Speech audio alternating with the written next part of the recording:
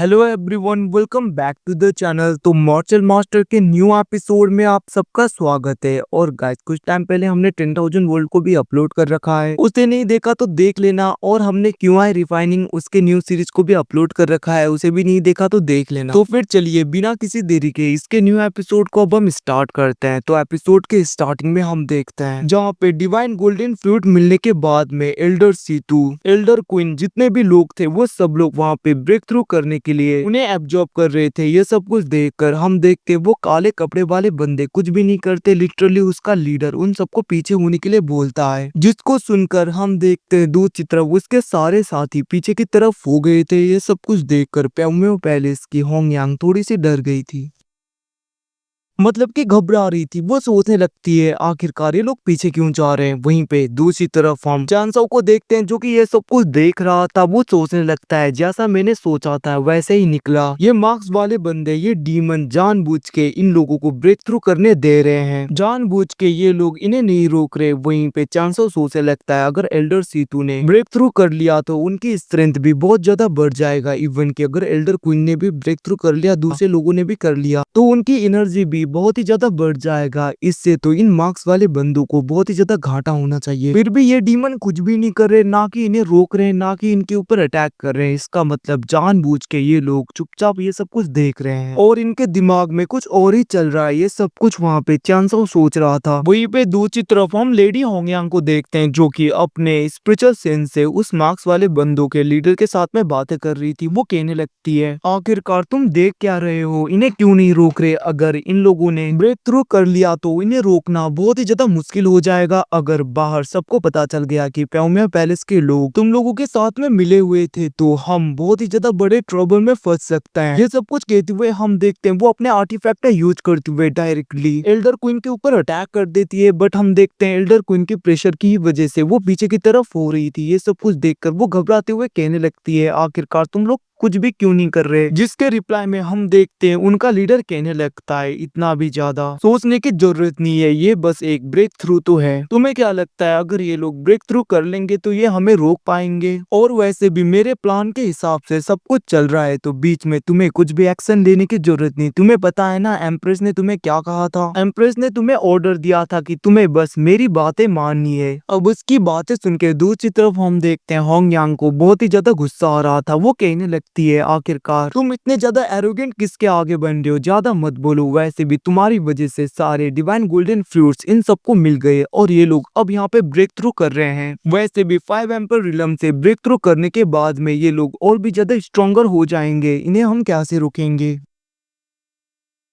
ये सब कुछ कहते हुए हम देखते वहाँ पे होंगयांग परेशान और गुस्सा हो रही थी, जिसको देखकर उन डीमन का मतलब कि उन मार्क्स वाले बंदों का लीडर कहने लगता है तुम्हें बस डिवाइन गोल्डन फ्रूट चाहिए ना, तो फिर इतना ज्यादा क्यों हिचकिचा रही हो, तुम चिंता मत करो मैं हूं ना। इतना कहते हुए हम देखते हैं वो बहुत ही ज्यादा डिवाइन गोल्डन फ्रूट्स को बाहर निकालता है, जिसको देखकर होंगयांग शॉक हो गई थी। वहीं पे फेफे कहने लगती है आखिरकार इन लोगों के पास में इतना ज्यादा डिवाइन गोल्डन फ्रूट कहाँ से आया। वहीं पे हम देखते हैं लेडी होंगयांग कहने लगती है अगर तुम लोगों के पास में पहले ही इतने ज्यादा डिवाइन गोल्डन फ्रूट थे तो पहले तुमने क्यों बाहर नहीं निकाला। जिसके रिप्लाई में हम देखते हैं वो मार्क्स वाला बंदा कहने लगता है मेरे अपने ही प्लान, अपने ही इंटेंशन है। अगर तुम्हें 5 एम्पर रिलम में ब्रेक थ्रू करना है, उसके पीक में पहुंचना है, तो तुम इन डिवाइन गोल्डन फ्रूट का यूज कर सकती हो। बट मैं तुम्हें बता दूं पहले ही, अगर तुम डिवाइन गोल्डन फ्रूट का यूज करते हुए ब्रेक थ्रू करोगी तो तुम उतनी ज्यादा पावरफुल नहीं होगी जैसे कि कोई नॉर्मल कल्टीवेटर कल्टीवेट करके 5 एम्पर रिलम में पहुंचता है या फिर उसके पीक में पहुंचता है। ये सब कुछ कहते हुए हम देखते वो मार्क्स वाला बंदा होंगयांग की तरफ देख रहा था। वहीं पे दूसरी तरफ हम देखते इन सब की बातें चांसो भी ध्यान से सुन रहा होता है। वो मार्क्स वाला बंदा कहने लगता है वैसे भी तुम्हारे कल्टीवेशन स्टेज को देखकर मैं बता सकता हूँ, तुम जैसे ही गुयू रिलम से बाहर जाओगे तुम खुद ही 1 साल के अंदर 5 एम्पर रिलम में ब्रेक थ्रू कर लोगी और तुम 5 एम्पर रिलम मतलब कि वुडी रिलम में पहुंच जाओगी। और वैसे भी तुम डिवाइन गोल्डन फ्रूट का भी यूज कर सकती हो कम मात्रा में, ताकि तुम्हारे ऊपर ज्यादा असर ना हो। उसकी बातें सुन के लेडी होंगयांग दो डिवाइन गोल्डन फ्रूट को लेते हुए हम देखते हैं पूरी तरीके से एब्जॉर्ब कर लेती है, जिसकी वजह से उसके बॉडी के अंदर से बहुत ही ज्यादा एनर्जी निकल रहा था। जिसे देखकर दूसरी तरफ हम देखते हैं वो मार्क्स वाला बंदा फेफे और दूसरे लोगों को भी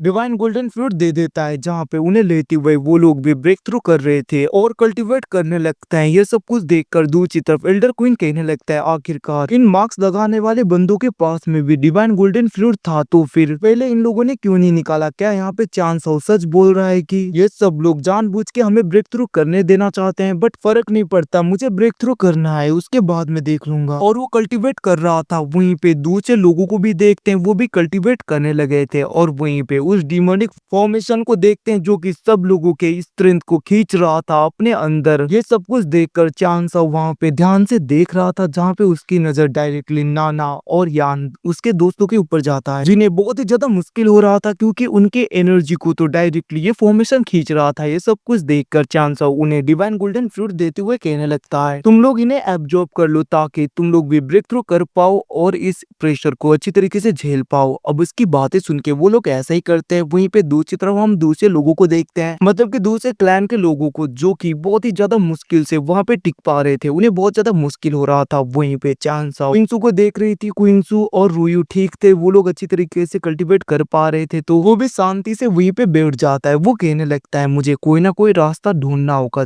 और जल्दी से ब्रेक थ्रू करना होगा। इतना कहते हुए वो वहां पे डिमोनिक कोर को बाहर निकालते हुए, दूसरे स्पिरिचुअल स्टोन्स को भी निकालते हुए एकदम से उन्हें एब्जॉर्ब करने लगा था ताकि वो पूरी तरीके से ब्रेक थ्रू कर पाए। और हम देखते वहां पे चांसा उन सब स्पिरिचुअल स्टोन उन सबको एब्जॉर्ब करने लगता है, जिसके बाद में दूसरे रिंग्स को बाहर निकालते हुए उनके अंदर जितने भी हब थे उन्हें भी निकाल रहा था। तभी वहां पे उसकी नजर 9th ग्रेड के होली इमोर्टल ग्रास के ऊपर जाता है। वो कहने लगता है, ये तो बहुत ही ज्यादा रेयर हब है, अगर मैं इसे अच्छी तरीके से रिफाइन कर लूं तो मेरे मेरिडियन पूरी तरीके से स्ट्रॉन्गर हो जाएंगे। ये सब कुछ कहते हुए वो उसे एब्जॉर्ब कर रहा था। तभी वहां पे उसे उस रिंग के अंदर से एक एंशियंट ऑर्चिड, मतलब कि एक बहुत ही ज्यादा रेयर मटेरियल मिलता है। वो कहने लगा था, इसका यूज करते हुए मैं अपने स्पिरिट को पूरी तरीके से रिफाइन कर सकता हूँ अच्छी तरीके से।